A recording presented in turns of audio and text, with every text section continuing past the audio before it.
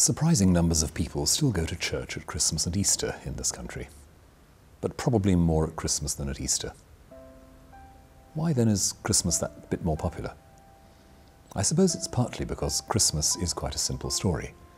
It's about the gift of God to us in the Christ child. It's about a present that all we have to do is receive.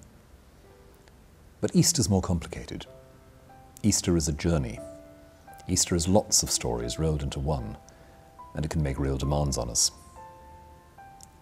From the very earliest days of the Church, celebrating Easter has been quite a long job.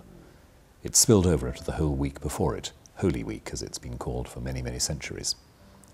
And in Holy Week, what we do is walk alongside Jesus in the last week of his life.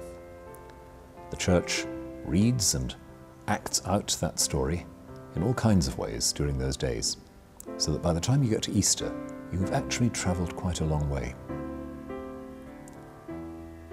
So the whole story of Holy Week ends with the celebration of the resurrection. We begin it on Easter Eve, and then on the morning of Easter Sunday, it blazes out in all its glory, in all its triumph.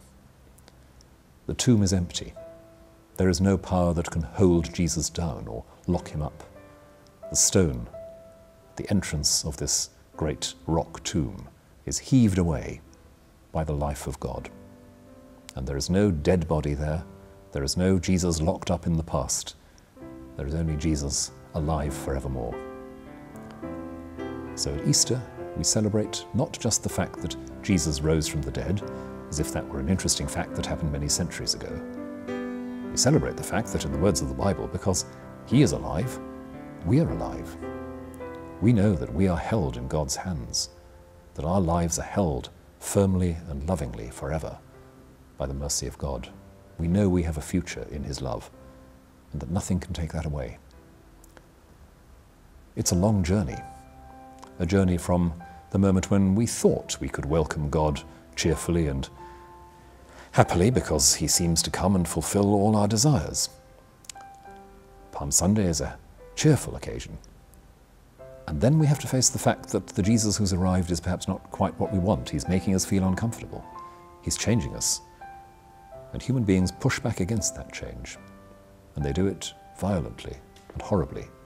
They try to push Jesus right out of the world. And we have to face in ourselves all those aspects of our lives which try to push God away. And then we realize, with amazement, wonder and gratitude, that however hard we try to push him away, he won't go away. He's there. He's promised to be there.